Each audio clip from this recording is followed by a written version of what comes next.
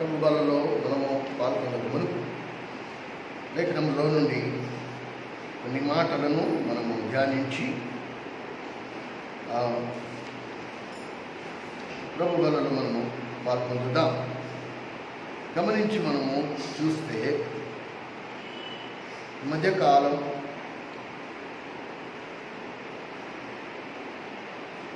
కొత్త నిబంధనలో దేవుడు తన సంఘమును తన శక్తితో నింపాడు. అంటే సంఘములో ఉండే పరిశుద్ధులు గతంలో అనేక సార్లు మనం ధ్యానించాం. పౌలు వంటి ఒక వ్యక్తి నిలబడి 3 నిమిషాలలో 3 మాటలు పలికినప్పుడు 3000 మంది మారుమనసు పొందారు. 3000 మంది యేసుక్రీస్తు ప్రభువును తమ సొంత రక్షకుడిగా అంగీకరించారు. అరగంట వర్తమానం ఏం కాదు, 3 నిమిషాలు 3 మాటలు అంతే. ఎలా సాధ్యమైంది అది అంటే పౌలు దేవుని ఆత్మతో నింపబడినవాడు, పౌలు దేవుని శక్తితో నింపబడినవాడు. రాను రాను మనం గమనిస్తే సంఘాల సంఖ్యలో సంఘాలు పెరుగుతున్నాయి, కానీ సంఘంలో ఉన్న విశ్వాసులలో దేవుని శక్తి లేదు. దేవుని శక్తి లేదు. ఎందుకంటే ఎవరు దాని గురించి బోధించరు. ఒక విశ్వాసికి అన్యుడకు బోళంత వ్యత్యాసం ఉంది. విశ్వాసి ఎవరు? దేవుని ఆత్మ కలిగి ఉన్నవాడు, దేవుని ఆత్మతో నింపబడినవాడు, దేవుని శక్తితో నింపబడినవాడు. దేవుని లేఖనము ప్రకారము వాని కడుపులలో నుండి జీవజలపు నదులు పారాలి. అంటే దేవుడు వారిని ఏ స్థితిలోకి తీసుకురావాలని ఆశపడ్డాడు, చిత్తగించాడు అంటే వీరు అనేకులకు వారిలో లేని జీవాన్ని వీరు అందించాలి. దేవుడు నిన్ను రక్షించడానికి మూల ఉద్దేశం అది. మీ కడుపులలో నుండి జీవజలపు నదులు పారును. ఇది దేవుడిచ్చిన వాగ్దానం. కనుక సంఘము ఈ వాగ్దాన విషయంలో నిర్లక్ష్యంగా ఉండటం వలన ఇది నాకు వర్తించదు, ఇది నాకు కాదు అనుకునటం వలన విశ్వాసుల యొక్క జీవితాలు ఎండిపోయిన స్థితిలో ఉన్నాయి, ఎడారి మారిపోయిన స్థితిలో ఉన్నాయి. ఉండడం చేతుల్లో బైబిళ్ళు ఉన్నాయి, మనసులో దేవుని వాక్యం ఉంది, కానీ వారిలో ఏం లేదండి, దేవుని శక్తి లేదు. వారిలో ఏం లేదు, జీవజలపు నదులు లేవనే విషయము వాళ్ళకి కనీసం చింత కూడా లేదు. ఇది పెద్ద సమస్య, చాలా బాధాకరం, చాలా దుఃఖం, అంటే విషాదకరం చాలా. ఉదాహరణకి ఒక నెల కోట రాకపోతే ఈ నెల కోట ఇవ్వలేదని జ్ఞాపకం ఉంటుంది. దాని గురించి పలు చోట్ల వాక్కు చేస్తాం, ఎందుకు ఇవ్వలేదు, డేట్ దాటిపోయింది, ఇంకా ఎందుకు ఇవ్వలేదు. ఒక కోటకే నువ్వు ఇంత పట్టింపు కలిగి ఉన్నావే, కానీ దేవుని వాగ్దానము, దేవుడు ఏం చెప్పాడో అది నాలో నెరవేరలేదనే విషయాన్ని సగటు విశ్వాసికి అంత పట్టింపు లేనట్టుగా మనకు కనబడుతుంది. అందుకే ఎడారి మారిపోయిన జీవితాలు, ప్రయోజనం లేదు. సంఘాలు ఉన్నాయి, జీవం లేదు. విశ్వాసులు ఉన్నారు, జీవం లేదు. దేవుడు కోరిన ఉద్దేశం నెరవేర్చబడట్లేదు. దేవుడు నిన్ను ఏ వాడకట్లో ఉంచాడు, దేవుడు నిన్ను ఏ కుటుంబంలో ఉంచాడు, దేవుడు నిన్ను ఏ ప్రాంతంలో ఉంచాడో నీ వలన ఆ ప్రాంతానికి జీవము అందట్లేదు.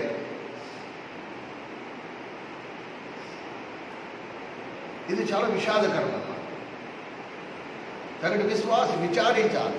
నా ఉనికి, నేను ఈరోజు బ్రతికి భూమి మీద ఉన్నాను అంటే దాని వలన ప్రయోజనం లేకుండా అయిపోయింది. ఏ విధంగా కూడా నేను దేవుని చేతిలో వాడబడట్లేదు, దేవునికి నేను ఉపయోగకరంగా లేదు.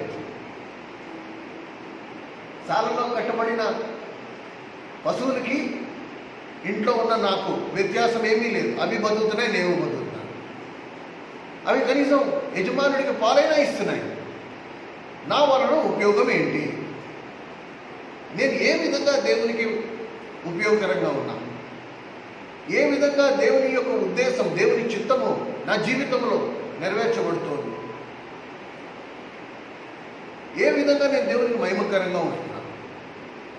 ఈ ప్రశ్నల్లో నిరంతరము దేవుని ఆత్మ కలిగి ఉన్నవాని జీవితాన్ని వెంటాడుతూ ఉండాలి. ఆ నిరంతరం ఈ ఆలోచనలో ఖచ్చితంగా వాడిని వెంటాడుతూ ఉండాలి. లేకపోతే వారి క్రైస్తవ జీవితం ఎవరికి ఉపయోగకరం కాదు. లేఖనానికి మన క్రైస్తవ జీవితానికి బోళంత వ్యత్యాసం ఉంది. మన దేవుని మందిరానికి రావడం పెద్ద గొప్పతనం. మనం దేవుని ఉద్ధరించిన వారమేమి కాము, నో. కానీ దేవుడు నిన్ను ఎక్కడ ఉంచాడు? దేవుడు నిన్ను ఎక్కడ పెట్టి, ఏ కుటుంబంలో పెట్టాడు, ఏ వాడకట్లో పెట్టాడు, ఏ ప్రాంతంలో నేను ఉంచాడు? నేను ఉంచిన ఆ స్థానంలో నువ్వు దేవుని చేతిలో పనిముట్టుగా వాడబడుతున్నావా లేదా?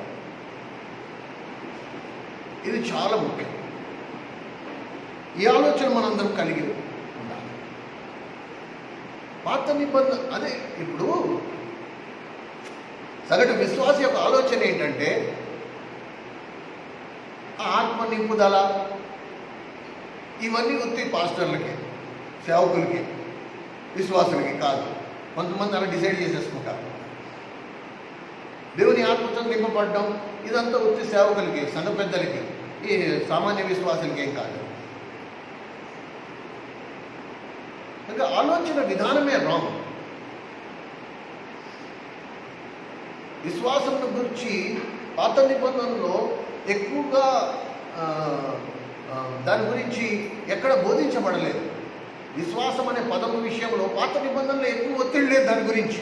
కానీ కొత్త నిబంధన వచ్చిన తర్వాత ప్రభువు తన శిష్యుల్ని మాటి మాటికి గద్దిస్తూ వచ్చాడు. అల్ప విశ్వాసులారా, నేను ఎంతకాలం మీతో పాటు ఉంటా? అల్ప విశ్వాసులారా, మీరు ఎందుకు సందేహించారు? విశ్వాసమును తీసుకుని వాళ్ళు ప్రభువు చాలాసార్లు శిష్యుల్ని గద్దిస్తూ వచ్చాడు. కనుక మనలో ఎంతవరకు విశ్వాసం ఉంది అది మనం ప్రశ్నించుకోవాలి. చాలామందికి విశ్వాసానికి నిర్వచనమే తెలియదు. అసలు విశ్వాసం అంటే ఏంటి? అసలు విశ్వాసం అనే మాటకు అర్థం ఏంటి? మేము దేవుని నమ్ముకున్నాం, మేము విశ్వాసనం, రకరకాల పదాలు మనం వాడుతూ ఉంటాం. అసలు విశ్వాసం అంటే ఏంటి?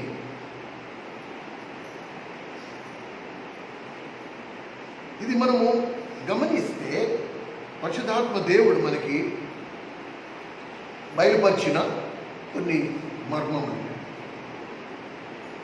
విశ్వాసం అంటే ఏంటి? దేవుని మీద పూర్తి నమ్మకం ఉంచడం విశ్వాసమా? కాదు. అలా అదే నిజమైతే అసలు మనం దేవుని మీద విశ్వాసం మనకి లేనట్టే. ఎందుకంటే మనం దేవుని మీద పూర్తి నమ్మకం ఉంచట్లేదు. దేవుని మీద మనం పూర్తి నమ్మకం ఉంచట్లేదు. విశ్వాసం అనే దానికి నిర్వచనం ప్రభు ఎప్పుడు కూడా ఉపమానాలు కానీ, ఒక బొమ్మ గీసి కానీ మిగతా వాళ్ళకి బోధించేవాడు. ఏదో ఒక ఉపమానం చెప్పేవాడు. అసలు విశ్వాసం అంటే ఏంటి? చాలామంది అంటే మేము దేవుని నమ్ముకున్నాం. నమ్ముకోవడం అంటే ఏంటి? యోహాను సువార్త 15వ అధ్యాయంలో ప్రభువు అసలు విశ్వాసం అంటే ఏంటి, నమ్ముకోవడం అంటే ఏంటి, విశ్వాసం అంటే ఏంటి అనే దానికి నిర్వచనం చూపిస్తూ వచ్చాడు. యోహాను సువార్త 15వ అధ్యాయంలో మీరు 15వ వచనాన్ని గమనిస్తే ఏమని రాస్తుందో గమనించండి. తీసిన వాటి పేజీ నెంబర్ చెప్పాలి. ఫస్ట్ 96వ పేజీ, కొత్త నిబంధనలో 96వ పేజీ, 15వ అధ్యాయం 5వ వచనం. 15 యోహాను సువార్త 15వ అధ్యాయం 5వ వచనం. ద్రాక్షవల్లిని నేను, తీగలు మీరు. ఎవడు నా యందు నిలిచి ఉండునో, నేను ఎవడి యందు నిలిచుండునో వాడు బహుగా ఫలించును. నాకు వేరుగా ఉండి మీరు ఏమీ చేయలేదు. ఇప్పుడు ఈ మాటలో విశ్వాసం అనే పదం ఎక్కడుంది? ఇందులో విశ్వాసం ఎక్కడ కనబడుతుంది మనకి అనుకోవచ్చు మనం. విశ్వాసానికి నిర్వచనం, అందుకే నేను ప్రభు మాట్లాడేటప్పుడు ఇలా మాట్లాడు, నేను జ్ఞానులకు మరుగుపరిచి పసిబాలులకు వాటిని బయలుపడి. కనుక వాక్యము ఎప్పుడైతే మనం ధ్యానిస్తున్నామో, వాక్యం ఎప్పుడైతే మనం చదువుకుంటామో, కేవలం వింటే దానివల్ల మనకు ఒరిగింది ఏం లేదు. వ్యక్తిగతంగా నువ్వు వ్యవసాయం చేయాలి, వ్యక్తిగతంగా నువ్వు వాటిని ధ్యానించాలి, పరిశుద్ధాత్మను అడగాలి, ఈ మాటకు అర్థం ఏంటి. అందుకని ధ్యానించేటప్పుడు చెట్టు కొమ్మలు, ఇక్కడ ప్రభు ఏమంటున్నాడు, ద్రాక్షవల్లి నేను, తీగెలు మీరు. ఎవరు నా యందు నిలిచినో, నేను ఎవరి యందు నిలిచి ఉండునో వాడు బహుగా ఫలించు. కనుక ఇందులో విశ్వాసం ఎలా కనబడుతుంది నాకు? విశ్వాసం అంటే ఏంటి, ఎలా తెలుస్తుంది? కనుక విశ్వాసానికి నిర్వచనం ఏంటంటే, చెట్టు కొమ్మ ఆ చెట్టు మ్రాను మీద ఎలాగైతే ఆధారపడి ఉంటుందో, నిస్సహాయ స్థితి. చెట్టు కొమ్మ చెట్టు నుండి వేరు చేసేస్తే అది దేనికి పనికిరాదు, అందులో జీవం లేదు. అర్థమవుతుందా? జాగ్రత్తగా వినండి. చెట్టు కొమ్మని చెట్టు నుండి మనం వేరు చేసామనుకో, ఆ కొమ్మలో జీవం ఉండదు. ఆ కొమ్మ తనంతట తాను ఏమీ చేయలేదు. ఆ చెట్టు కనీసం ఫలం కూడా, దానికి ఒక కాయ కానీ పండు కానీ కాసే అవకాశం కూడా లేదు. ఇప్పుడు ఒక ప్రశ్న, ఈ చెట్టుని కొమ్మని గుర్తుంచుకోండి, మైండ్లో పెట్టుకోండి. ఫస్ట్ ఒక ప్రశ్న వేసుకుందాం. ఈ చెట్టు కొమ్మ నుండి ఏం ఆశిస్తుంది? ఒక చెట్టు తనకి ఆనుకుని ఉన్న కొమ్మ నుండి ఏం ఆశిస్తుంది? ఏం ఆశించగలదు?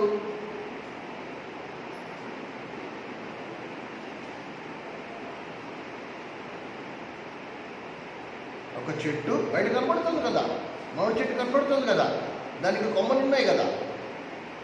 ఇప్పుడు మామిడి చెట్టు మూలం ఏదైతే మ్రాను ఉందో, మజ్జి మ్రాను, దానికి కొమ్మలు ఉన్నాయి. ఈ మ్రాను ఈ కొమ్మల నుండి ఏం ఆశిస్తుంది? ఫలాన్ని ఆశిస్తుంది. ఇంకా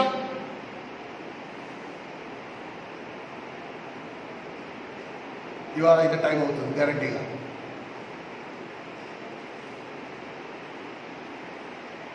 చెట్టు కొమ్మల నుండి ఏం ఆశిస్తుంది?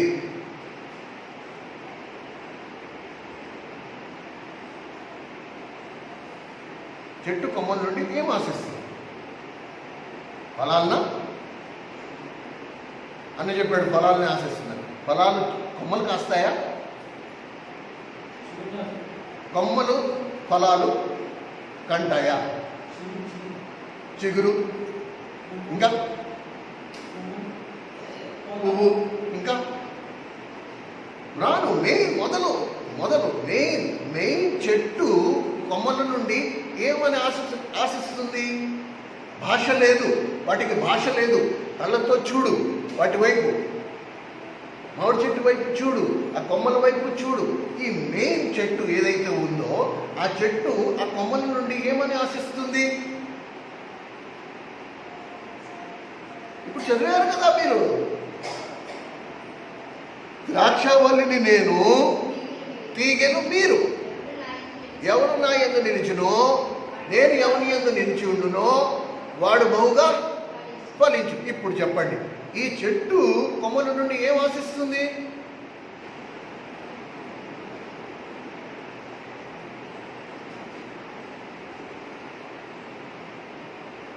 చెట్టు ఏమంటుంది? నాకు వేరుగా ఉండి మీరు ఏమీ చేయలేరు. కాబట్టి కాసే కాయలు కానీ అవన్నీ ఎవరి మూలంగా? చెట్టు మూలంగా.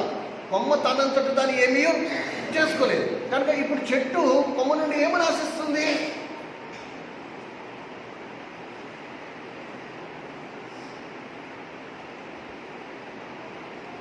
చూద్దాం ఎంత మేధావులు ఉన్నారు.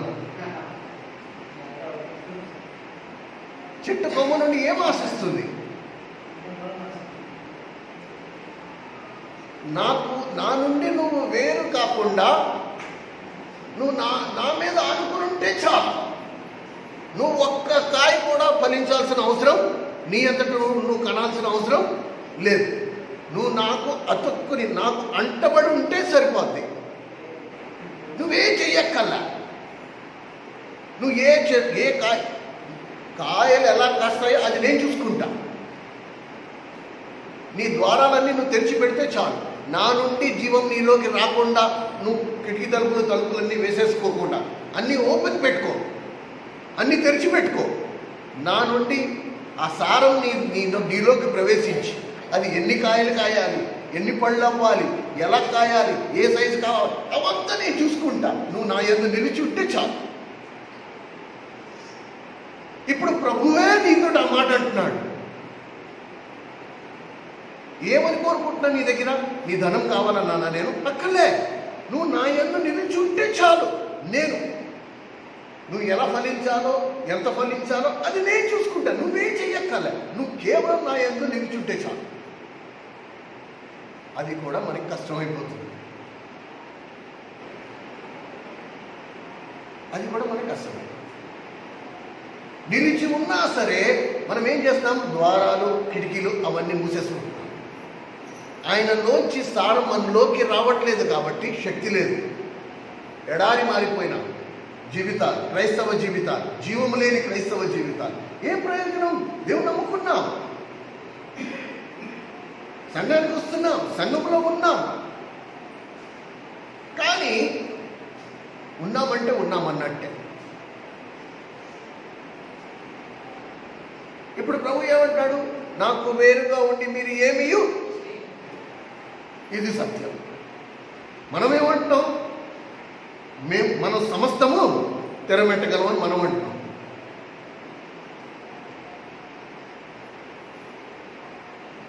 అండ్ ఒకవేళ ప్రభు దగ్గరికి వచ్చినా ఎప్పుడు వస్తున్నాము? పంపలు అంటుకున్నప్పుడు, మోకాలు చెప్పులు అరిగిపోయినప్పుడు, మూతిపళ్ళు రాలిపోయినప్పుడు, అయ్యో ప్రభువా, అయ్యో ప్రభువా, నువ్వు న్యాయం తీర్చవా, మమ్మల్ని ముట్టవా, స్వస్థపరచవా, ఇవన్నీ ఎప్పుడు వస్తున్నాయి? కానీ ఎంతమంది మనలో ఈ సత్యాన్ని జీర్ణించుకుంటున్నాం? నాకు వేరుగా ఉండి నువ్వేమీ చేయలేవు. ఉదయాన్నే లేవంగానే, ఓ ప్రభువా, ఆ సత్యం నా కళ్ళ ముందున నీకు వేరుగా ఉండి నేనేమీ చేయలేను. ఎస్, పిల్లోడు బిడ్డ లేవంగానే కేర్ మని ఏడుపువాడు. ఎంతవరకు ఏడుస్తాడు? ఎంతవరకు ఆ తల్లి వచ్చి వాడిని ఎత్తుకుని తన రొమ్మును పెట్టుకుని ఆ పాలు ఇవ్వదు అంతవరకు వాడు ఏడుస్తూ ఆధారపడి నిస్సహాయ స్థితి. తనంత తాను లేచి వెళ్ళిపోయి బ్రష్ చేసుకుని వంటింట్లోకి వెళ్ళిపోయి గ్యాస్ పై వెలిగించుకుని పాలు ఎట్టేసుకుని పాలు మరగపెట్టుకుని అందులో మసాలా వేసుకుని పాలు బుడ్డిలో పోసుకుని తాగే స్తోమత లేదు. నిస్సహాయ స్థితి. తల్లి ఏమంటుంది? నాకు వేరుగా ఉండి నీవేమీ చేయలేవు, అన్నీ నేనే చేసి పెట్టాలి నీకు. కాబట్టి నీకు ఆకలేసినప్పుడు నువ్వు ఏడిస్తే సరిపోద్ది, నేను వచ్చి చూసుకుంటా. అలాగే చూసుకుంటా. కానీ క్రైస్తవ జీవితం ఎలాంటిది? నువ్వు ప్రభువుకి వేరుగా ఉండి మీరు ఇది. అందుకనే వాట్ ఈస్ ఫెయిత్? విశ్వాసం అంటే ఏంటి? అన్ని పరిస్థితుల్లో దేవుని మీద ఆనుకుని ఉండడం, ప్రతి అక్కర, ప్రతి అవసరత కొరకు దేవుని మీద ఆధారపడి ఉండడం. అవసరం వచ్చేంత వరకు మన కాళ్ళు చేతులు కొట్టుకుంటా, అవసరం వచ్చిన తర్వాత దేవుని దగ్గరికి రావడం అది కాదు. నో, అలా కాదు.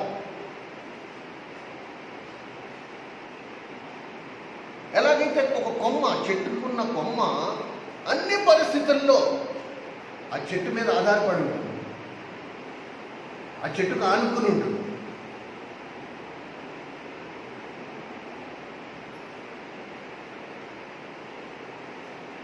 మనం ఇక్కడ గమనిస్తే ఎప్పుడైతే ఆ కొమ్మకి ఎటువంటి కాపు ఉండదో ఆ కొమ్మ నిటారుగా ఉంటుంది.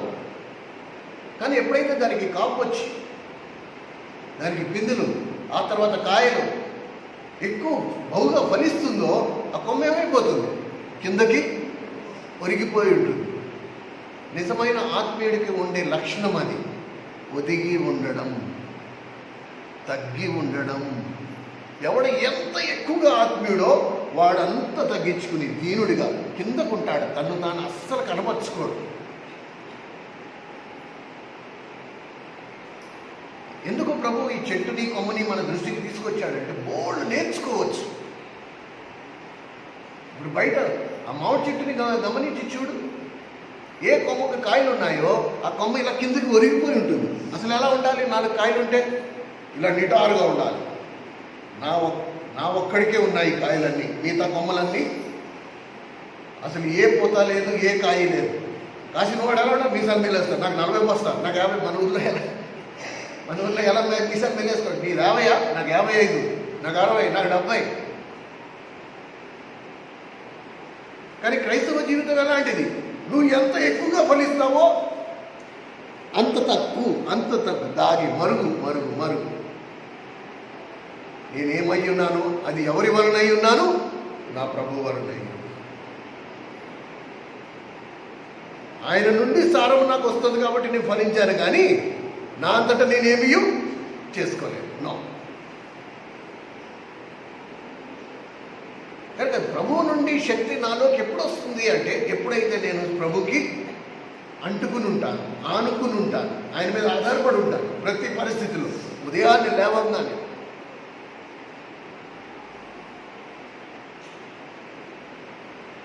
కనుక ఇది మనము గమనించి చూడాలి. పరోక్షంగా మనం ఒకవేళ విశ్వాసాన్ని చూస్తే, విశ్వాస జీవితంలో సగటు విశ్వాసం ఏమనుకుంటాడు తెలుసా? నేను దేవుని కొరకు ఏదో ఒకటి చెయ్యాలి, నేను దేవుని కొరకు ఏదో ఒకటి చెయ్యాలనుకుంటాడు. కానీ దేవుడు ఏమంటున్నాడు? నువ్వు నాకు అసలు ఏమీ చెయ్యక్కర్లే, నువ్వు నా మీద ఆనుకుని ఉంటే చాలు, అన్నీ నేనే చేస్తాను. ఎందుకంటే నాకు వేరుగా ఉండి నువ్వు ఏమీ చెయ్యి. ఇది సత్యం. దేవునికి వేరుగా ఉండి మనం ఏమీ చేయలేము. కానీ విశ్వాసం ఏమనుకుంటున్నాడు? ఫస్ట్ తాను దేవునికి ఏదో ఒకటి చేయాలనుకుంటున్నాడు. నువ్వు దేవునికి వేరుగా ఉండి దేవునికి ఏమీ చేయలేవు.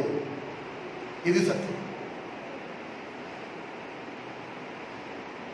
ఒకవేళ నువ్వు ఏదైనా చేయగలిగితే ప్రభువు అంటున్నాడు, నువ్వేం చేయమంటున్నాడు?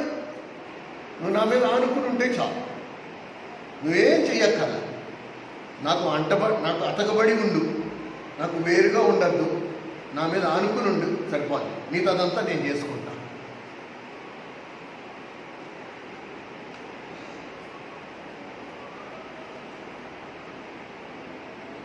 బహుశా నాకు అనిపిస్తుంది ఇది నేర్చుకోవాలండి, మంత్రంలా కాదండి, ఆత్మలోంచి రావాలా, హృదయంలోంచి రావాలి. ఈ మాట, ఈ భాష నేర్చుకోవడం చాలా కష్టం.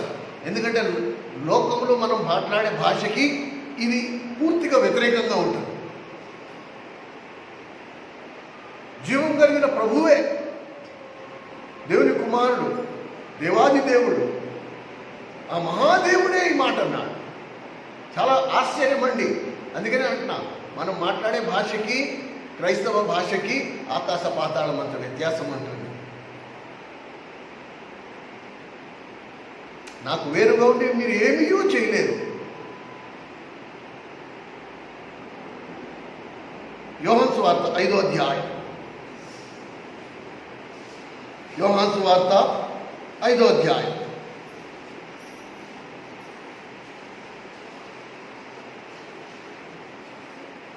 పేజీ నెంబర్ చెప్పండి తీసిన వాళ్ళు. 84వ పేజీ గమనించగలరు. 84వ పేజీ యోహాను సువార్త 5వ అధ్యాయం 30వ వచనం. నా అంతట నేనే ఏమీ, అండర్లైన్ చేసుకోండి, నా అంతట నేనే ఏమీ చేయలేదు. మనం ఏమంటున్నాం? నేను అన్నీ తెరమెట్టేయగలను. ఇది తేడా, భాషకి, లాంగ్వేజ్కి ఇది తేడా. జీవం కలిగిన దేవుడు ఏమంటున్నాడు? నా అంతట నేను ఏమీ చేయలేదు. ఇంకా ఏమంటున్నాడు?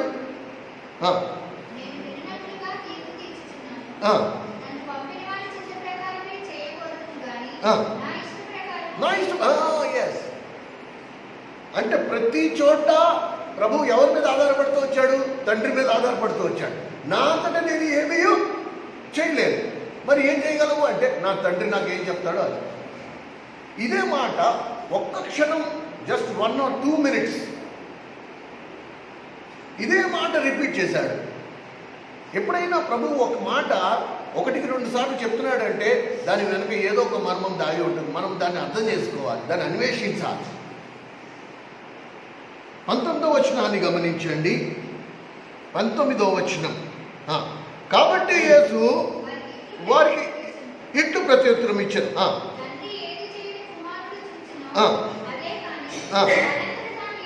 చూసారా, అదే మాట. తనంతట తానే ఏమీ చేయనేరడు. ఆయన వేటిని చూచునో వేటిని తండ్రి కుమారుని ప్రేమించుచు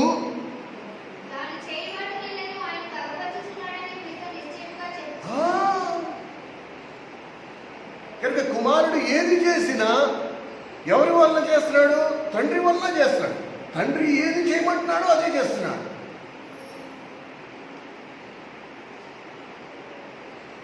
కనుక తండ్రి ఏం చేస్తున్నాడో కుమారుడు చూసినప్పుడు దానినే కుమారుడు భూమి మీద చేస్తాడు. అంటే ఎంతగా తండ్రి మీద ఆధారపడి ఉన్నాడో దీన్ని బట్టి మనం అర్థం చేసుకోవాలి మన జీవితాలు ఎలా ఉన్నాయో. మనం ఎంతవరకు ఆ యేసుక్రీస్తు ప్రభు అనే తండ్రి మీద ఆధారపడుతున్నాము. ప్రభు ఎలా చేశాడో మనం ఎలా చేస్తున్నాం, ఇది వ్యత్యాసం చూసుకోవాలి. మనం ఎంతవరకు ప్రభు మీద ఆధారపడుతున్నాము, ఎంతవరకు మనకి ఏ ఆటంకా లేకుండా జీవితం ముందుకు సాగిపోతుందో అంతవరకు మనం అసలు ప్రభువుని జ్ఞాపకం కూడా చేసుకోవట్లేదు. ఎప్పుడు మన జీవితంలో ఆటంకాలు వచ్చాయో, ఎప్పుడు మన జీవితంలో అడ్డాలు వచ్చాయో, ఎప్పుడు మన జీవితంలో ఇబ్బందులు వచ్చాయో అప్పుడు మాత్రమే మనం ప్రభు వైపు చూసేవారిగా ఉన్నాం. మిగతా సమయాల్లో ప్రభు వైపు చూసేవారిగా లేవు. కానీ ప్రభువు అన్ని పరిస్థితుల్లో, అన్ని వేళల్లో, ప్రతి గడియలో తన చూపు తండ్రి వైపే ఉంది. ఏం చేయాలి తండ్రి, ఈ సమయంలో ఏం చేయమంటావు, ఏం చేయమంటావు, ఏం చెప్పమంటావు, ప్రతిదీ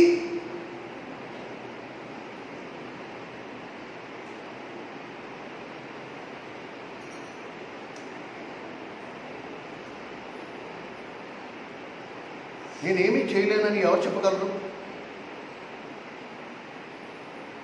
ఒకసారి ఆలోచించి చెప్పండి. నేనేమీ చేయలేను అని ఎవరు చెప్పగలరు? ఎవరు? బలహీనంగా ఉన్నవారు. నేనేమీ చేయలేను అని ఎవరు చెప్పగలరు? మన హారిక చెప్పు. నేనేమీ చేయలేను అని ఎవరు చెప్పగలరు? మన హార్దిక్ చెప్పగలరు. కేవలం చిన్నపిల్లలు మాత్రమే ఆ మాట చెప్పగలరు. మనం పెద్దోళ్ళం అయిపోయాం. ఇప్పుడు మనకి ఎంత రోషం, నేనేం చేయలేనంటే ఎంత నామోషి. కానీ ప్రభువుకి అలాంటి నామోషి లేదు. ప్రభు మాత్రం ధైర్యంగా అంటున్నాడు, నా అంతటా నేనేమీ చేయలేను. అందుకనే ప్రభువు తన జీవితంలో విజయవంతుడు అవడానికి గొప్ప రహస్యం అని. నా అంతటా నేనేమీ చేయలేను. నా తండ్రి నాకు ఏం చేయమంటాడో నేను అదే చేయగలను. నా ఎంతగా తండ్రి మీద ఆధారపడుతూ వచ్చాడో చూడండి. That is the secret of Jesus Christ life. యేసుక్రీస్తు ప్రభువు జీవితానికి ఉన్న గొప్ప మర్మం అది.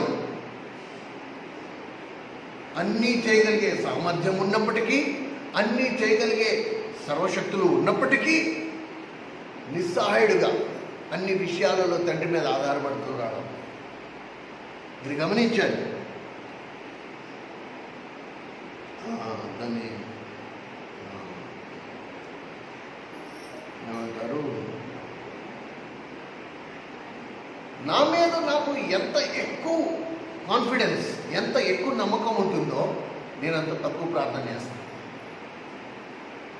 నీ మీద నీకు ఎంత ఎక్కువ నమ్మకం ఉంటుందో నువ్వు అంత తక్కువ ప్రార్థన చేస్తావు. నీ మీద నీకు ఎంత తక్కువ నమ్మకం ఉంటుందో అంత ఎక్కువ ప్రార్థన చేస్తావు. మళ్ళీ చెప్తున్నా, నేను చేయగలను అనే నమ్మకం నా మీద ఉంటే నేను ఇంకా ప్రార్థన అంత ఎక్కువగా ప్రార్థన చేయాల్సిన అవసరం లేదు. ప్రభువా ఇగో పని మొదలు పెడుతున్నాను, నువ్వే ఆశీర్వదించు, కొద్దిగా కనిపెట్టుకున్నాడు చాలు, నేను చేసేసుకుంటా. మన ప్రార్థన యొక్క అర్థం అది. If I'm confident about my self, నా మీద నాకు నమ్మకం ఉంటే, నేను పని మొదలు పెట్టుకునేటప్పుడు ఏదో నామకార్థంగా ఒక ప్రార్థన చేయాలి కాబట్టి నేను ప్రార్థన చేసేస్తాను. ప్రభువా, ఇక పని మొదలు పెడుతున్నాను, దీన్ని దిగ్విజయం చేయి, నువ్వే ఆశీర్వదించు, ప్రతి ఆటంకాన్ని తొలగించు. నామకార్థ స్థితి. కానీ నేను ఏమీ చేయలేను అనేవాడు ఏం చేస్తాడు? అతను పని మొదలు పెట్టాడు, వేచి ఉంటాడు. ఎంతవరకు తండ్రి సెలవివ్వడం. నువ్వు లే అంటే అప్పుడు లేస్తాడు, అక్కడికి పద అంటే అక్కడికి వెళ్తాడు, ఇప్పుడు అది తీసి చేతిలో పట్టుకో అంటే తీసి చేతిలో పట్టుకో. అంతగా ఇన్స్ట్రక్షన్స్ అన్నమాట. మీరు దైవజనుల యొక్క జీవితాలు చూడండి, బక్సీ గారి జీవితం చూడండి. ఎవరైతే నిజమైన దేవుని ఆత్మతో నింపబడిన దైవజనుల జీవితాలు చూడండి. వాళ్ళు దేవుని మీద ఎంతగా ఆధారపడుతూ వచ్చారో తమంతట తాము ఏదీ చేసుకోలేదు. దేవుడు అట్టి వారి కొరకు ఎదురు చూస్తున్నాడు. ఇది నియమం. ఎవరికి తమ సొంతం మీద ఎక్కువ నమ్మకం ఉంటుందో వాళ్ళంత తక్కువ ప్రార్థన చేస్తారు. ఎవరికి తమను తాము మీద అసలు ఏమాత్రం నమ్మకం ఉంటుందో వాళ్ళు ఎక్కువ ప్రార్థనలో కనిపెట్టుకుని ఉంటారు. వ్యభిచారం చేస్తుండగా అందరికీ తెలిసిన పరిచయమైన వాక్య భాగం. వ్యభిచారం చేస్తుండగా ఒక స్త్రీని పట్టుకుని తీసుకొచ్చారు. యేసు, ఈమె వ్యభిచారం చేస్తుండగా మేము పట్టుకుని తీసుకొచ్చాము. ధర్మశాస్త్ర ప్రకారంగా వ్యభిచారం చేస్తుండగా పట్టబడిన స్త్రీని రాళ్ళు నుండి చంపాలని రాస్తుంది కదా, అయినను నువ్వు ఏమంటావో అని చూద్దామని నీ సన్నిధికి తీసుకొచ్చాం, నీ దగ్గరికి తీసుకొచ్చామంటే ప్రభు ఏం చేస్తున్నాడు? వంగుని నేల మీద ఏదో రాస్తున్నాడు అని రాస్తుంది అక్కడ. మనం కూడా అదే చేస్తూ ఉంటాం. ఒక్కొక్కసారి ఏదైనా లోతుగా విచారంగా ఏదైనా ఆలోచిస్తూ ఉన్నప్పుడు ఒకవేళ చేతిలో పెన్ను ఎదురుకుండా పేపర్ ఉందనుకో, దాని మీద ఏదో గీతలు పెడుతూ ఉంటాం. ఎందుకంటే ఇక్కడ బుర్రలో ఆలోచనలు నడుస్తూ ఉంటాయి. ఈ పని మనం కూడా చేస్తూ ఉంటాం. ప్రభు కూడా వంగి నేల మీద ఏదో రాస్తున్నాడు. ఏం రాస్తున్నాడో ఎవరికీ తెలియదు. కానీ వాస్తవంగా ప్రభు చేస్తుంది ఏంటి? తండ్రి, నన్ను ఏం చెప్పమంటావు వీళ్ళతో?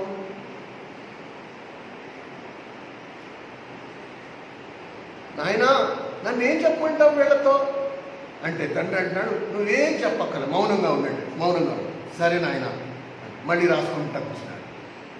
1-2 సార్లు శోధించి అడిగారు.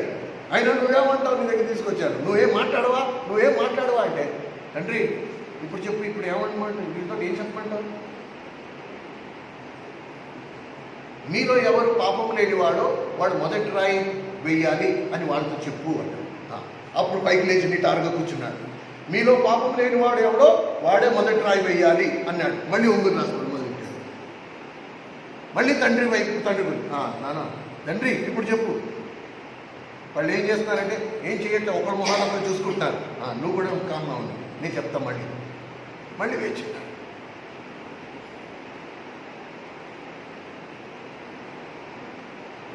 అందుకనే ప్రభు అన్నాడు, నా అంతటా నేను ఏమీ చేయలేదు. ప్రతిదీ తండ్రి మీద ఆధారపడుతూ వచ్చాడు. తండ్రి ఏది చేయమన్నాడు అట్టి వారి కొరకు తండ్రి ఈరోజు కనిపెట్టుకున్నాడు. అలా ఆధారపడి ఉండేవారికి, ప్రతి పరిస్థితిలో తండ్రి వైపు చూసేవారికి, తండ్రి ఏం చెప్తున్నాడో అది చేసేవారికి, వారి కొరకు ప్రభు తండ్రి కనిపెట్టుకుని ఉన్నాడు. అట్టి వారు అరుదైపోయారు. సంఘాలు ఉన్నాయి, ప్రయోజనం ఏంటి? ఎవరి ద్వారా తండ్రి తన శక్తిని విడుదల చేయాలనుకుంటున్నాడో అలాంటి పనిముట్లు తండ్రికి దొరకట్ల.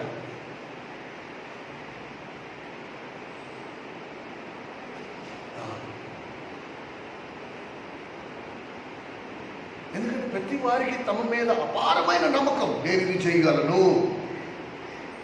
ఏ దేవుణ్ణి ఆరాధిస్తున్నారో ఆయన ఏమంటున్నాడు, నా అంతటా నేనేమీ చేయలేదు. ఆరాధించేవారు ఏమంటారు, నేను అన్నీ చేయగలను, నా తండ్రి కృప నాకు ఉండాలే కానీ నేను ఏదైనా చేద్దాం. సో ఫస్ట్ మనము మన అక్కరను గుర్తించడం నేర్చుకోవాలి. మన స్థితిని గుర్తించడం నేర్చుకోవాలి. నేను ఏంటి, నేనేమీ చేయలేను అనే సంగతిని పూర్తి జీర్ణం అయ్యేంత వరకు దాన్ని మనం గ్రహించాలి, దాన్ని మనం ధ్యానించాలి. ప్రభువు అంతటి వాడు నా అంతటా నేనేమి చేయలేను అంటున్నాడు. నా బతికేంటి, నేనేంటి? ఈరోజు నేను ఎక్కడున్నాను? ప్రభు తండ్రి మీద ఆధారపడినట్లు నేను ఆధారపడుతున్నానా? తండ్రి మీద ఆధారపడుతున్నానా? ఫస్ట్ నోరు జారాల్సింది నోరు జారేశా. ఇప్పుడు తండ్రి దగ్గరికి వచ్చి క్షమాపణ అడుగుతున్నాను. దానికంటే ముందర నేను తండ్రి వైపు చూశానా అసలు? అది ఎవరైతే ఆ జీవితానికి అలవాటు పడిపోతారో వారికి మాత్రమే వస్తుంది. కనుక నువ్వు అలవాటు పడడం నేర్చుకోవాలి. తండ్రి మీద అలవాటు పడడం నేర్చుకోవాలి. ఎప్పుడు నేర్చుకుంటామంటే ఎప్పుడు నేను శూన్యమైపోతాను, నా అంతటా నేను ఏమీయూ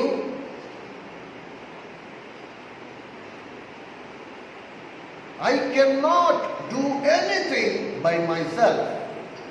నా అంతటా నేను ఏమీయూ చేయను. ఆ అనుభవంలోకి నేను రావట్లేదు. కాబట్టి తండ్రి నుండి మనలోకి రావాల్సిన సారం, తండ్రి నుండి మనలోకి రావాల్సిన ఆ శక్తి రావట్లేదు. కాబట్టి మన జీవితాలు ఎలా ఉన్నాయి? ఎడారి మారిపోయిన జీవితాలు, జీవం లేని జీవితాలు. ఎప్పుడైతే నేను జీవమును ఇచ్చే చెట్టుకు ఆనుకుని ఉంటానో, ద్రాక్షవల్లికి నేను తీగగా నేను ఆ ద్రాక్షవల్లికి అతకబడి ఉంటాను, ఆ ద్రాక్షవల్లి నుండి నాకు సారం నాలోకి వస్తుందో అప్పుడు నేను ఫలిస్తాను.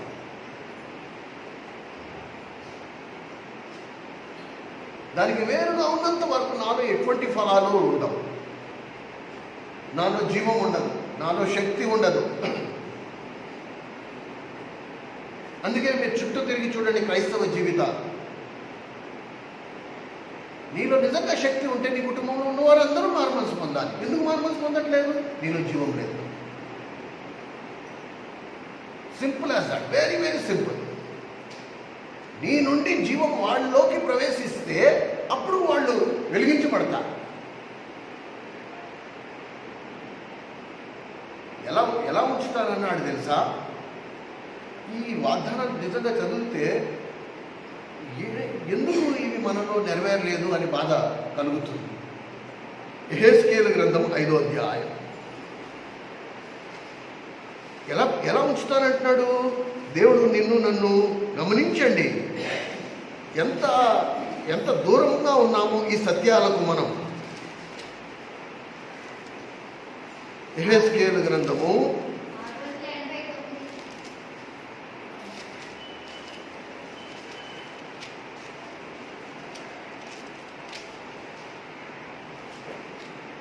1 నిమిషం.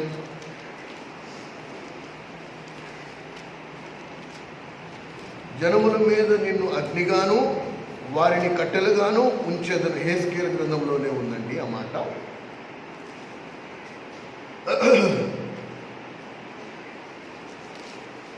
దయచేసి నాకు ఎవరైనా సహాయం చేయండి. 5వ అధ్యాయం ఎగ్జాక్ట్లీ. యెహెజ్కేలు గ్రంథము 5వ అధ్యాయము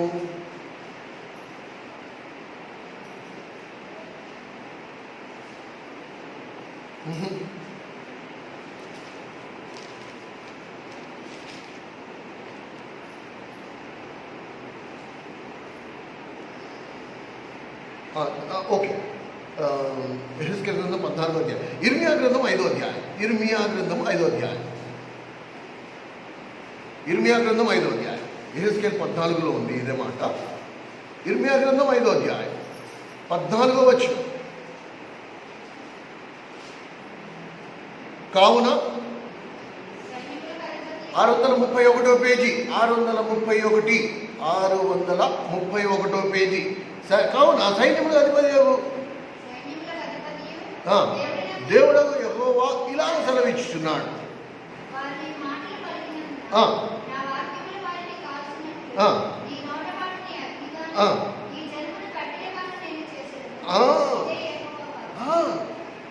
నీ నోటున వాటిని అంటే వేటిని?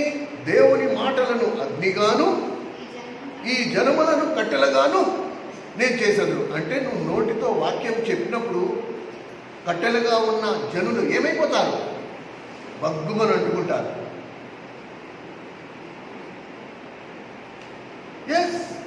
ఇవి ఆ దినాల్లో జరిగాయి. భక్త్ సింగ్ గారి దినాల్లో ఇలాగ వాస్తవంగా ఇలా జరిగింది కూడా. భక్త్ సింగ్ గారు నిలబడి వాక్యం చెప్తున్నప్పుడు మారు మనసు లేని అనేకులు ఆ మాటలు విన్నప్పుడు నేలన దొల్లి గట్టి గట్టిగా అరిచేవారు. ఒళ్ళు కాలిపోతుంది, మంట మంట మంట మంట అని గట్టిగా అరిచారు కూడా.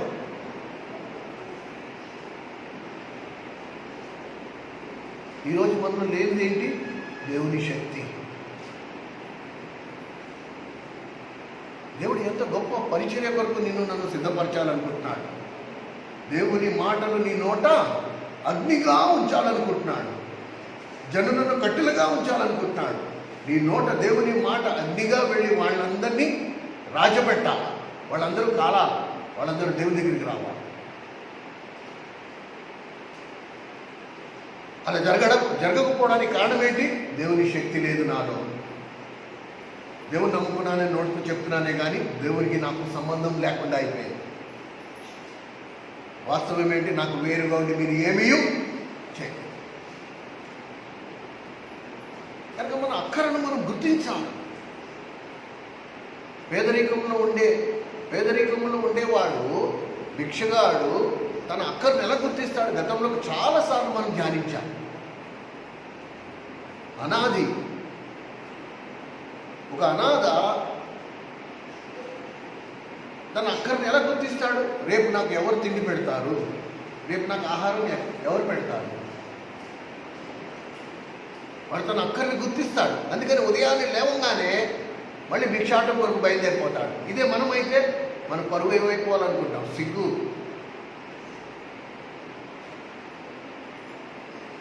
మనకు అన్ని సమృద్ధిగా ఉన్నాయి, కానీ భిక్షగాడికి అది లేదు. భిక్షగాడు తన అక్కర్ని గుర్తించి సిగ్గు, లజ్జ ఇవన్నీ విడిచిపెట్టి నీ గుమ్మలోకి వస్తాడు, నా గుమ్మలోకి వస్తాడు. మాధవరం తల్లి ఏదైనా భిక్ష వేయండమ్మా అంటాడు. ఇవాళ వేసావు, శుభ్రంగా మూట కట్టుకున్నాడు, తీసుకెళ్ళాడు. కొన్ని వారం రోజులు రావడం మానేస్తాడా? మాండు. మళ్ళీ మరుసటి రోజు మళ్ళీ వస్తాడు. అదేంటి నిన్న నీ పూలంతా పెట్టాను కదా అంటే అదంతా నిన్న అయిపోయింది. ఈరోజు మళ్ళీ నాకు ఆకలి వేస్తుంది, మళ్ళీ పెట్టు, నేను మళ్ళీ తింటా. ఏ రోజుకి ఆ రోజు తను అక్కడిని గుర్తిస్తున్నాడు. కాబట్టి మాటికి సామెతల గ్రంథంలో ఒక అద్భుతమైన మాట ఉందండి. మనం ఈ అనుభవంలో ఉంటే అప్పుడు జీవం కలిగిన దేవుడు నిన్ను నన్ను తన ఆత్మతో నింపుతాడు, తన శక్తితో నింపుతాడు. వాస్తవం. అందుకనే ఇప్పుడు చెప్తున్న మాటలు మీరు రాసి పెట్టుకోండి. ఇది చదవడం కాదు, ధ్యానించడం కాదు, గుర్తుంచుకోవడం, రెఫరెన్స్లు జ్ఞాపకం ఉంచుకోవడం కాదు. ఇది నా జీవితం, ఇది మన జీవితం అయిపోవాలి. సామెతల గ్రంథము 8వ అధ్యాయం. సామెతల గ్రంథము 8వ అధ్యాయం 536 పేజీ. సామెతల గ్రంథము 8వ అధ్యాయం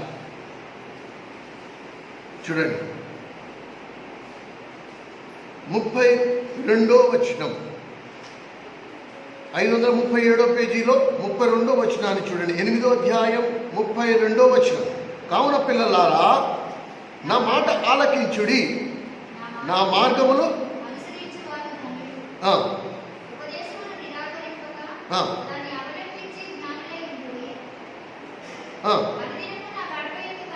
ఇదిగో ఏంటంట?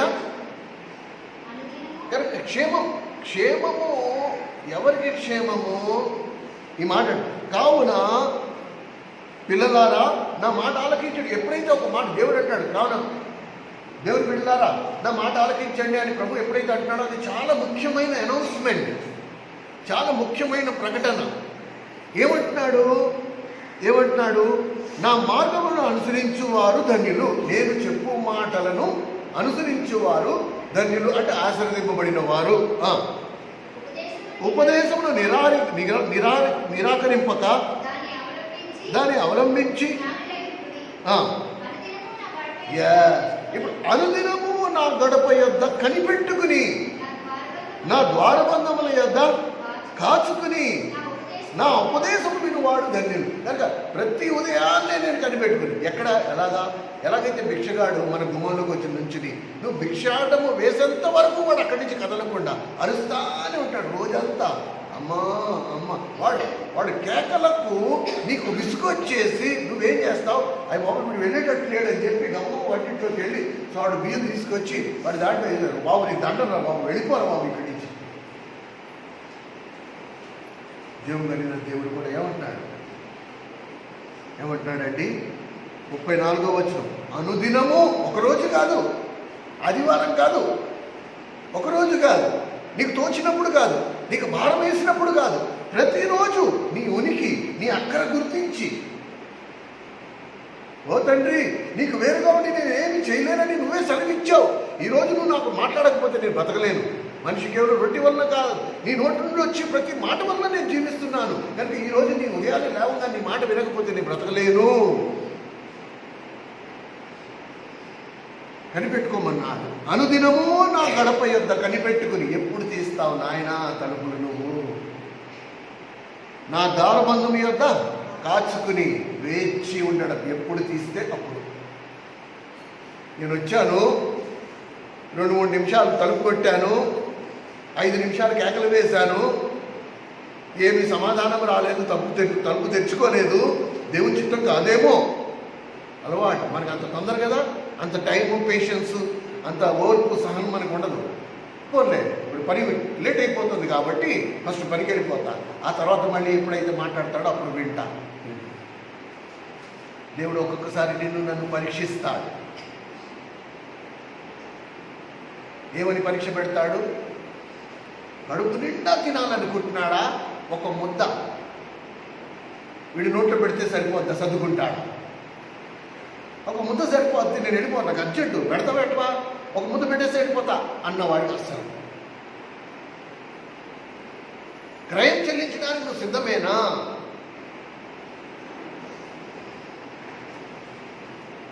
క్రయం చెల్లించడానికి ఆర్ యు రెడీ? అబ్రహామును పరీక్ష పెట్టాడు. అబ్రహామా, నేను నీకు ఇచ్చిన వాగ్దానం నెరవేరాలంటే నీ కుమారుడు నాకు ఇచ్చేయాలంటే ఇచ్చేస్తాను ప్రభు, తీసేస్తాను. 2 ఆలోచన లేదు. సో ప్రభు పరీక్ష పెడతాడు నిన్ను నన్ను. నిజంగా ఎంత ఆసక్తి, ఎంత ఆకలి ఉంది. అందుకని అందరూ నా దగ్గరికి రండి, నేను మీకు జీవజలం ఇస్తాను అనలే.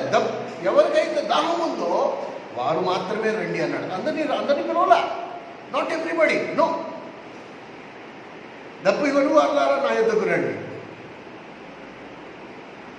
ఎవరికి నిజమైన దాహం, ఈ శక్తితో నేను నింపబడాలి అనే దాహం, ఆ తపన, ఆ తృష్ణ అది ఉండాలి. అది లేకపోతే నీకు రాదు.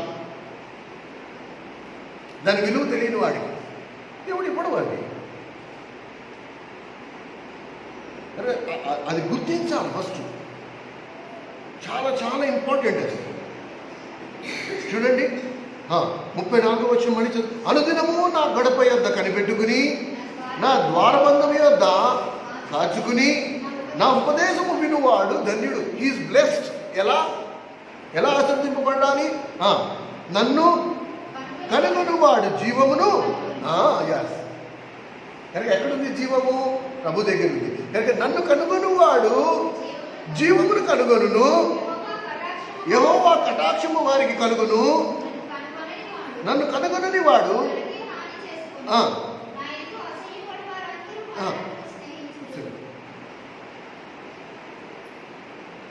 కనుక ప్రతి క్రైస్తవుడు తన అన్వేషణలో ఈ రెండింటిలో ఏదో ఒకదాన్ని వెతుకుతూ ఉంటాడు.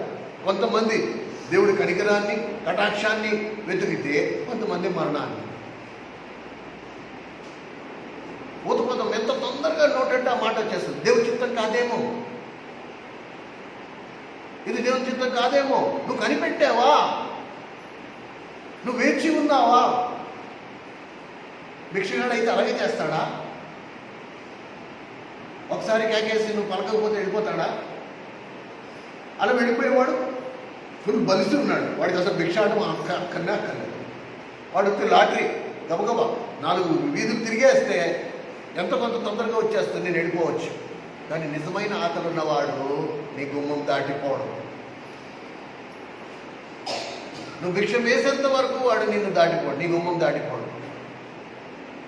వాడు తన ఆకలిని గుర్తిస్తున్నాడు, తన అక్కర్ని గుర్తిస్తున్నాడు.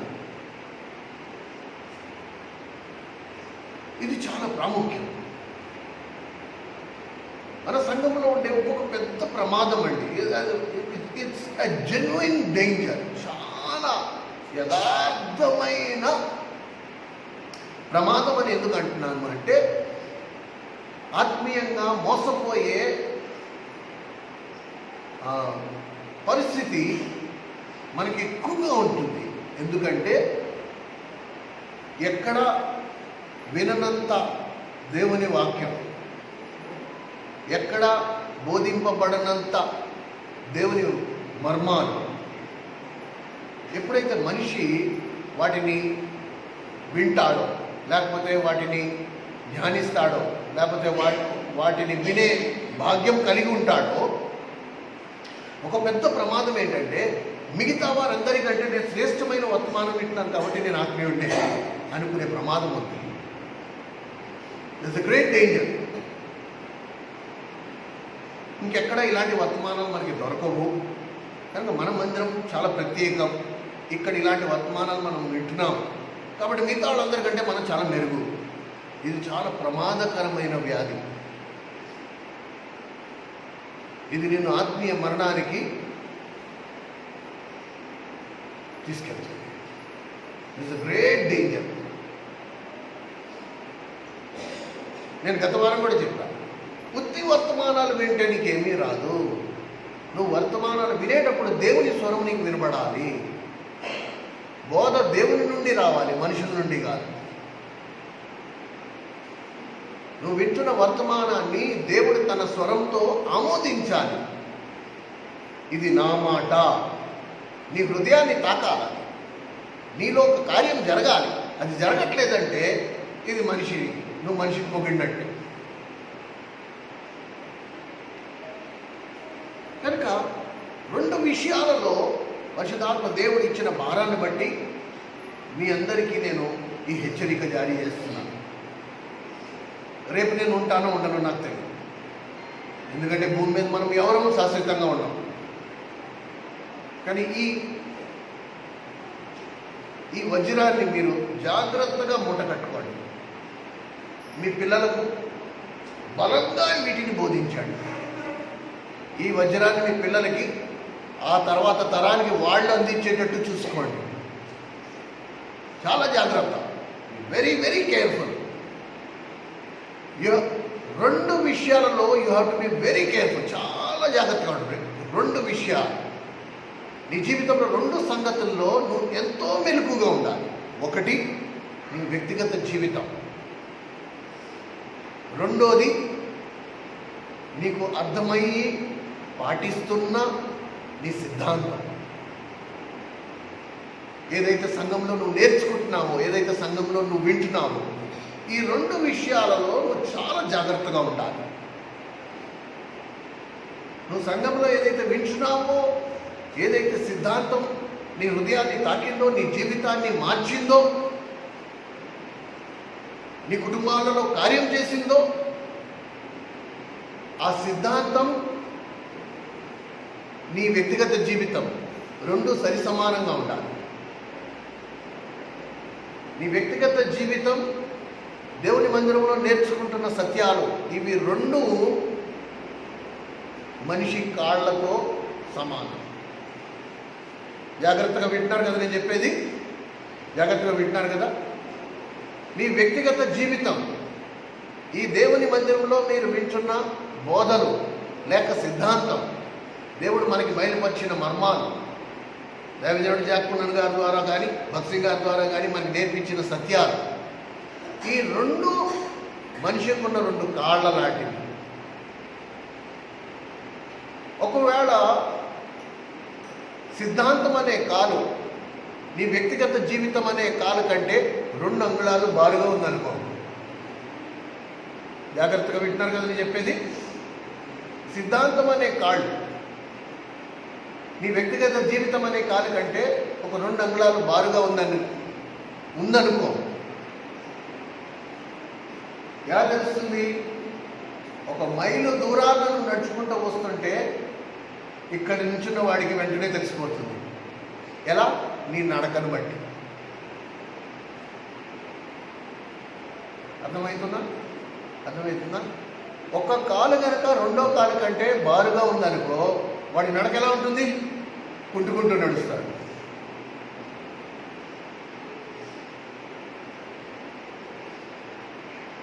రెండు కాళ్ళు సమానంగా ఉన్నాయనుకో, వాడి నడకలో ఏ తేడా మనకి కనపడదు.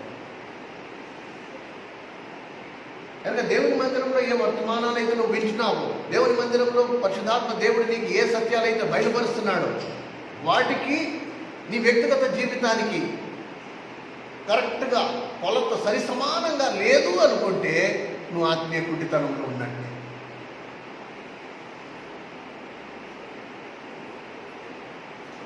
నేను ఎందుకు మాటికి ప్రమాదం అనే మాట వాడుతున్నానంటే, దేవుడు మనకి ఎంత జ్ఞానం, బైబిల్ పరిజ్ఞానం, బైబిల్లో ఉండే వాక్యానికి ఉన్న అర్థాలు, ఎంత లోతైన సంగతులు, అనేకులకు అందుబాటులో లేనివి, అనేకులకు తెలియని విషయాలు పరిశుద్ధాత్మ దేవుడు మనకి బయలుపరిచాడు.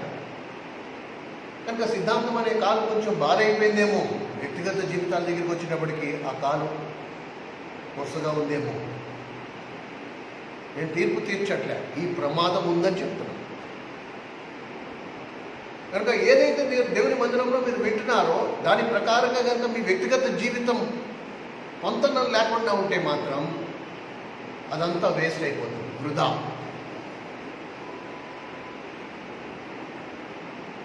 So you have to be very very careful in this regard. ఏదైతే వింటున్నామో అది నీ శరీరంగా మారాలి, నీ వ్యక్తిగత జీవితంగా మారాలి. అలా మారకపోతే మాత్రం మనం గుట్టుకుంటూ నడుస్తున్నట్టే. ఒక కాలు బారు, మిగతా వాళ్ళకంటే కాస్త ఎక్కువ బైబిల్ పరిజ్ఞానం నాకు ఎక్కువైపోయింది, కానీ వ్యక్తిగత జీవితం దానికి దగ్గరలో కూడా లేదు. కనుక ఒక కాలు బారు అయిపోయింది, ఇంకో కాలు పర్స్ అయిపోయింది. నడక కూడా అలాగే ఉంటుంది. ఆత్మీయ కుంటితనంలో ఉంటాము, దానివల్ల ప్రయోజనం లేదు. నీ ప్రయాణం మెల్లిగా సాగుద్ది. 2 కాళ్ళు సమానంగా ఉంటే నువ్వు స్పీడ్గా నడుస్తావు. ఒక కాలు బారు, ఒక కాలు కొరసగా ఉంటే స్పీడ్గా నడవలేవు, పడిపోయే ప్రమాదం ఉంటుంది. కాబట్టి మెల్లిమెల్లిగా నడవాల్సి వస్తుంది.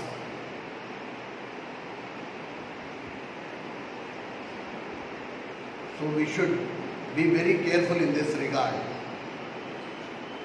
ఎందుకంటే మనిషికి మర్చిపోయే స్వభావం పుట్టుక నుండి వస్తుంది. దేవుని మందిరంలో వింటాడు, కొంచెం సేపు వాడి జీవితం ప్రభావితం అయిపోతుంది. అయ్య బాబాయ్, ఇంకా రేపటి నుంచి నాకంతా ఇదే జీవితం అనుకుంటాడు. ఎంతోసేపు ఉండదు, పాల పొంగు లాంటిది అది. ఇలా పాలు బుస్సుమని పైకి పొంగేగానే ఆ పై త్వరగా చిన్న బెజ్జం పడిన తర్వాత మళ్ళీ తుస్సుమని కిందకి వెళ్ళిపోతుంది. ఇది అంతే, ఒక్కొక్కసారి వర్తమానాలు విని ఒక్కసారి పూర్వం వచ్చేస్తుంది. కానీ ఆ 2 ముద్దల సాంబార్లో తిని చేతులు కడిగి బయటికి వెళ్ళే లోపల అసలు ఏం విన్నామో కూడా గుర్తుండదు. మళ్ళీ యథావిధి, మళ్ళీ మామూలే.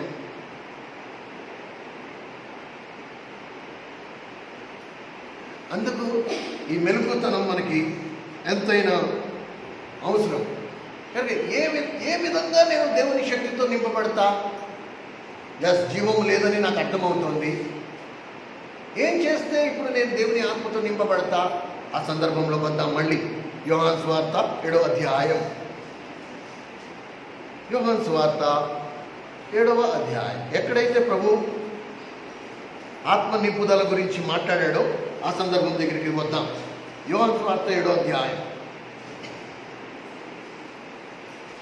88వ పేజీ. 88వ పేజీ.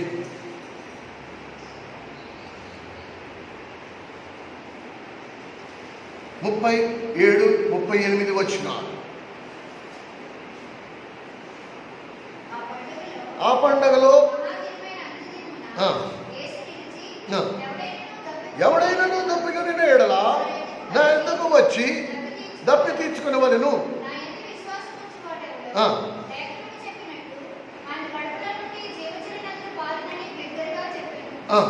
తన యందు పొందబో ఆత్మను గూర్చి ఆయన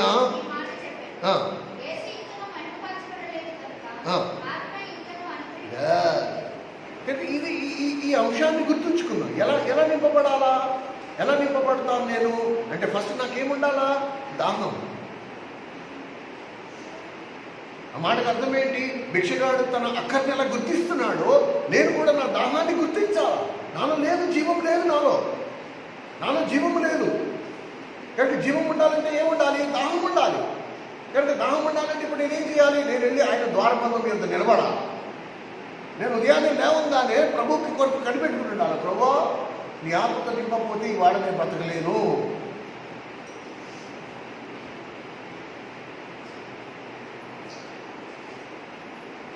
కనుక ఎవరికి ఆ దాహం ఉండదో దేవుడు వాడిని అసలు వాళ్ళ గురించి దేవుడు ఆలోచన కూడా ఆలోచించాడు. అందరూ నా ఎద్దుకు రండి అనట్లే కదా. ఏమంటున్నాడు? దప్పికొని వాళ్ళ నా ఎద్దుకు రండి, నా ఎద్దుకు వచ్చి మీ దప్పిని నేను తీరుస్తాను. నీకు నిజమైన దాహం ఉండాలి. దేవుని ఆత్మతో నింపబడాలనే దాహం నీకు నాకు ఉండాలి. అది లేకపోతే దేవుడు తన ఆత్మతో మనల్ని నింపాడు.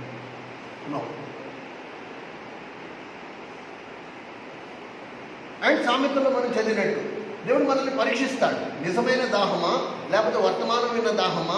ఇది ఏ దాహం? యథార్థంగా దాహం ఉందా? ఒక మెట్టు పైకి వెళ్ళి ఇంకొక మాట చెప్తున్నాను, గుర్తుపెట్టుకోండి.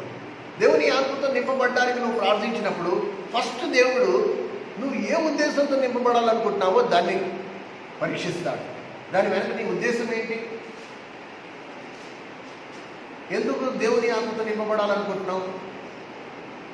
నీకు స్పష్టమైన వైఖరి ఉండాలి. ప్రభా, నువ్వు కోరినట్టుగా క్రైస్తవ జీవితాన్ని నేను జీవించాలంటే నీ మనసు నాకు ఉండాలి, నీ ఆత్మ నాకు ఉండాలి. నేను ఇలా జీవించాలి అంటే నేను క్రైస్తవ జీవితాన్ని జీవించడానికి నీ ఆత్మతో నన్ను నింపు. నేను భాషలో మాట్లాడాలి, నేను ఎవరి తలమే చేయబడితే వాడికి స్వస్థత వచ్చేయాలి, వాటి కొరకు నీ ఆత్మతో నింపంటే రాదు. నో, దేవుడు నిన్ను ఎలా వాడుకోవాలో అది దేవుడు డిసైడ్ చేస్తాడు. కానీ నీ అక్కర్ను నువ్వు గుర్తించి నువ్వు దేవుడిని అడగాలి, కనిపెట్టుకుని ఉండాలి, ఆయన ద్వారబంధం యొక్క కాచుకుని ఉండాలి. ఈరోజు నువ్వు నన్ను నింపకపోతే ఎలాగా? బండిలో పెట్రోల్ లేకపోతే బండి నడవదు. కనుక బండితోనే వాడు కనిపెట్టుకుని ఉంటాడు. ఎప్పుడు రిజర్వ్లోకి వచ్చింది, మళ్ళీ ఎప్పుడు పెట్రోల్ కొట్టించేసుకోవాలి, లేకపోతే ఇబ్బంది అయిపోద్ది దారిలో. వాడికి ఎవరు చెప్పడు, అరే బండి రిజర్వ్లోకి వచ్చింది పెట్రోల్ కొట్టించు అని ఎవడు చెప్పడు. బండితోనే వాడికి ఎప్పుడు ఆ మైండ్లో అది ఉంటుంది. ఎందుకంటే తెలుసు ఒకసారి బండి ఆగిపోతే ఏమవుద్దో వాడికి బాగా తెలుసు. అది నెట్టుకుంటూ కొన్ని కిలోమీటర్ 2 కిలోమీటర్లు నడిచేటప్పుడు ఇక్కడ పులుసు ఏకంగా నవరంధ్రం నుంచి పులుసు బయటకు వచ్చేస్తాడు చూడు, అప్పుడు వాడికి అర్థమవుతుంది, అయ్యో బాబోయ్ ఈసారి నుంచి నేను జాగ్రత్తగా ఉండాలి. కానీ అదే జాగ్రత్త దేవుని ఆత్మతో నింపబడే విషయంలో లేదు. శ్రేష్టమైన వర్తమానాలు వింటున్నా, బైబిల్ గ్రంథంలో ఉన్నతమైన శ్రేష్టమైన సత్యాలు మర్మాలు దేవుడు ఇంత చక్కగా బోధిస్తున్నాడు మనకి. దేవుని సన్నిధి అనుభవిస్తున్నా, పర్వాలేదు నాకు ఇది సరిపోద్ది అని సర్దుకుపోతే జీవం లేకుండా గడిపేస్తాం మన జీవం.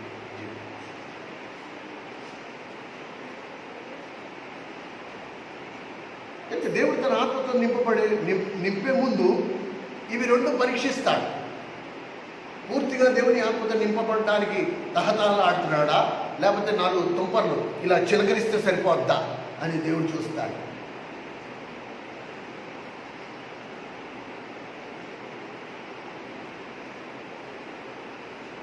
ఆ క్రయం చెల్లించడానికి సిద్ధమేనా?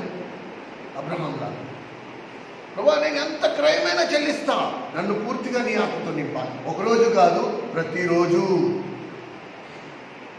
నీ ఆత్మతో నింపాలి. నువ్వు ఎలా భూమి మీద 33.5 సంవత్సరాలు బ్రతికావో నేను అలాగే జీవించాలనుకుంటున్నాను. అన్ని విషయాలను నీ మీద ఆధారపడి నువ్వు చెప్పినట్టుగా నడుచుకోవాలనుకుంటున్నా. నా నిర్ణయం మీద నీ ఆమోదముద్ర కాదు ప్రభువా, నీ నిర్ణయాన్ని నేను నా చిత్తం కింద మార్చుకోవాలనుకుంటున్నా. నువ్వు చెప్పు, నువ్వు చెప్పినంత వరకు నేను కదలను. ఒక్క అడుగు ముందు వేయను, నేను అక్కడే ఉంటాను. ఎన్ని రోజులైనా పర్లా, ఎన్ని వారాలైనా పర్లా, ఎన్ని నెలలైనా పర్లా, ఎన్ని సంవత్సరాలైనా పర్లా. ఆ నిర్ణయం ఎప్పుడైతే నువ్వు తీసుకుంటావో అప్పుడు ప్రభుతో నీకు సహవాసం అనేది ఏర్పడు. అప్పుడు ప్రభు నీతోటి ఒక వ్యక్తిలాగా నీతో మాట్లాడడం ప్రారంభిస్తాడు. నువ్వేం చెయ్యాలో, ఎక్కడికి వెళ్ళాలో, ఎప్పుడు వెళ్ళాలో, ఎలా వెళ్ళాలో, ఏం మాట్లాడాలో ప్రతిదీ ప్రభు చెప్తాడు. ఫస్ట్ ప్రభువుకి నీ మీద నమ్మకం కుదరాలి. నేను చెప్పినట్టుగా ఫలానా వ్యక్తి చేస్తాడు అని ప్రభువుకి నమ్మకం కుదిరినప్పుడు అప్పుడు ప్రభు నీతో సహవాసం, అప్పుడు ప్రభు నీతో చెప్పడం ప్రారంభించి. లోబడే స్వభావమే లేకపోతే, ఇందాక మనం చదివాము యెహెజ్కేలు గ్రంథము, ఇర్మియా గ్రంథము, ఆజ్ఞలు గైకొనే స్వభావమే లేకపోతే నీతో ఎందుకు మాట్లాడతాడు చెప్పు?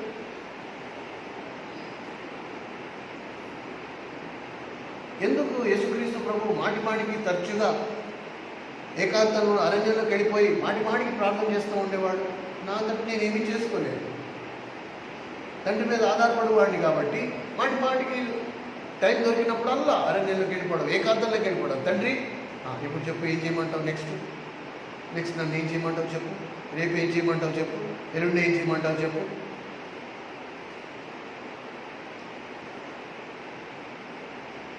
తండ్రితో అలాంటి సంబంధం లేకపోతే మేడి చెట్టు ఎక్కిన జక్కయ్య పేరు ప్రభుకి ఎలా తెలిసింది? ఎంత జాగ్రత్తగా తండ్రి మాటల్లో పడుతూ వచ్చాడు. మేడి చెట్టు మీద జక్కయ్య అనే ఒక మనిషి నీకు ఎదురవుతాడు, వాడితో వెళ్ళి మాట్లాడంటే అక్కడికి వచ్చి, జక్కయ్య కిందకి దిగిరా, ఈరోజు నేను నీ ఇంటి బస్సు వేయవలసి ఉన్నాను. అది ఎంత ఆశ్చర్యం కదా! ఒక్కసారి ఊహించి చూడు. కొంచెం దాకా ఒక వ్యక్తి పేరు నీకు చెప్పి ఆ వ్యక్తి నీ దగ్గరికి రాబోతున్నాడు, ఆ వ్యక్తితో నువ్వు మాట్లాడండి. ఆ వ్యక్తి రాగానే ఆ వ్యక్తి పేరు పెట్టి నువ్వు పిలవగానే ఎలా ఉంటుంది ఆ పరిస్థితి? జీవితంలో ఫస్ట్ టైం మిమ్మల్ని నేను కలవడం, నా పేరు మీకు ఎలా తెలిసింది అంటే జీవం కలిగిన దేవుడు చెప్పాడు.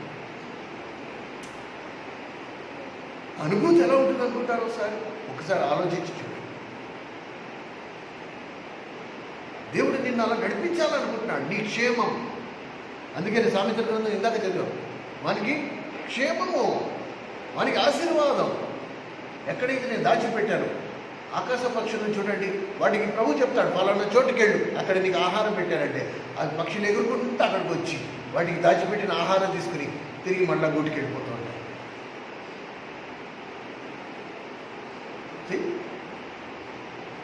అలాగే దేవుడు జీవం కలిగిన తండ్రి, ఏ తండ్రి తన పిల్లలు కష్టపడాలనుకోడు. వీళ్ళ మాట వింటే చాలు వాళ్ళ జీవితం సుఖంగా ఉంటుంది. పిల్లలు ఏమనుకుంటారు? పాతకాలం మనుషులు, వీళ్ళ ఆలోచనలు మారో, వీళ్ళకి ఏం తెలుసు, లోకం ఎంత మారిపోయిందో ఇప్పుడు. 2022 సంవత్సరంలో ట్రెండ్ ఎంత మారిపోయింది ఇప్పుడు ఇంకా పాత పద్ధతులు ఉన్నాయేంటి అని వీళ్ళు అనుకుంటారు. కానీ తల్లిదండ్రులు ఏమనుకుంటారు? అయ్యో, నేను కష్టపడినట్టు నా పిల్లలు కష్టపడకూడదు, వాళ్ళకి సులభమైన మార్గం నేను చెప్పాలి. అలాంటిది పరలోకమందున్న తండ్రి నీ గురించి, నా గురించి ఇంకా ఎంత ఆలోచన కలిగి ఉన్నాడు. ఆయన చెప్పాలనుకుంటున్నాడు, నాన్న వద్దు, నాన్న ఇక్కడికి వద్దు, బాధపడతావు, వద్దు, నేను చెప్తాను, నేను చెప్పిన చోటుకి వెళ్ళు, ఇవాళ కాదు 2 రోజులు ఆగు,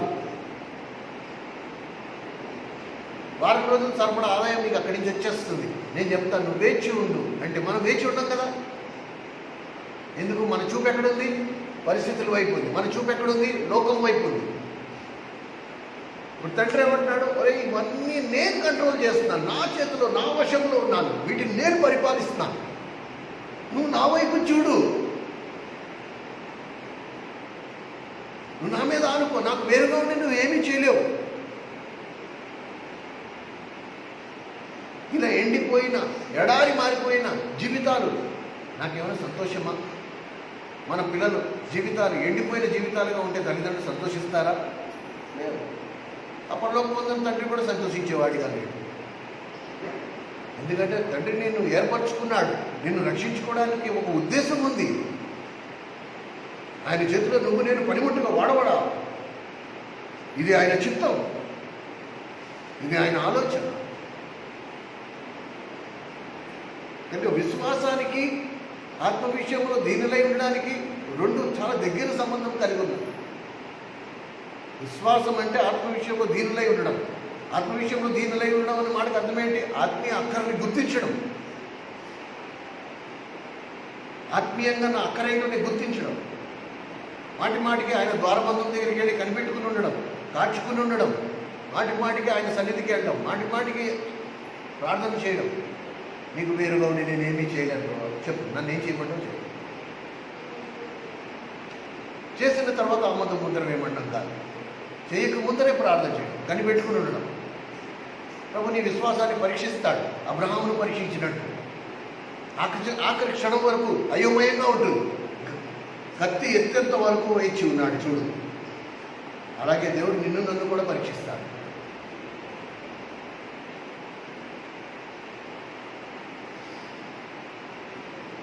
నా భారం ఇది, నా కోరిక, నా ఆశ. దేవుని మందిరంలో మరి ముఖ్యంగా మనమందరం దేవుని ఆత్మ సమృద్ధిగా నింపబడి ఉండాలి. సమృద్ధి జీవాన్ని ఇవ్వడానికి వచ్చానన్నాడు, ఉత్తి జీవం కాదు. ఏదో రక్షింపబడ్డాం, మార్మన్స్ పొందాం చాలు, అలాంటి రాజీ పడిపోయిన జీవితం కొరకు కాదు ఆయన.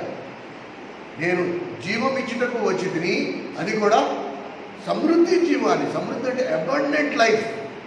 సమృద్ధి ఎంత అంటే ఆ జీవాన్ని నువ్వు మళ్ళీ కొన్ని వేల కోట్ల మందికి పంచిపెట్టినంత జీవాన్ని నీకు ఇవ్వడానికి నేను వచ్చాను. అలాంటి జీవం మనలోనే లేకపోతే మన కుటుంబంలో మిగతా వారికి ఎలా వస్తుంది, మన వాడకట్లో మిగతా వారికి ఎలా అందుద్ది? ఇంకా ఫస్ట్ మనం నింపబడాలి. మనం నింపబడాలంటే మనకు ఆ దాహం ఉండాలి. ఎదుటి వారికి నీరు పొయ్యేవాడికి నీరు పొయ్యబడును. ఇది మొన్న కూడా కృషి వారిలో గుర్తొచ్చింది, సామెతల గ్రంథంలో ఈ మాట. నువ్వు ఎదుటి వారికి నీరు పోసే స్థితిలో ఒకవేళ ఉంటే దేవుడు నీకు నీరు పోస్తాడు. ప్రభా నీ వాడకట్లో ఉంచాను, నా వల్ల ఎవరికి ఎటువంటి ఉపయోగం లేదు, ఆత్మీయ ఉపయోగం అసలు లేదు. ఎందుకు లేదంటే నేను ఎడారి మారిపోయిన జీవితం, నాలో జీవం లేదు కనుక నన్ను నింపు ఫస్ట్. నా కొరకు కాదు, వీళ్ళందరి కొరకు. లేకపోతే నన్ను ఈ వాడకట్లో ఉంచిన నీ ఉద్దేశం నెరవేర్చబడట్లేదు. ఎంతవరకు మనం కనిపెట్టుకుని ఉంటాము, ఆ దప్పికొని ఆయన దగ్గరికి వెళ్తాము, దేవుడు తన ఆత్మతో మనల్ని నింపుతాడు. అప్పుడు మనం దేవుని ఉద్దేశం నెరవేర్చే వారిగా ఉంటాం. మన జీవితానికి ఒక పరమార్థం ఉంటుంది. సిగ్గులేని ముఖంతో దేవుని రాజ్యంలో దేవుని మనం ఎదుర్కోగలం. లేకపోతే అక్కడికి వెళ్ళి కూడా తలదించుకునే పరిస్థితి ఉంటే అసలు ఎందుకు వచ్చామా అనే పరిస్థితి మనకి ఏర్పడుతుంది. ప్రార్థన చేసుకుని ప్రభు బలిలో పాల్గొన్నాం.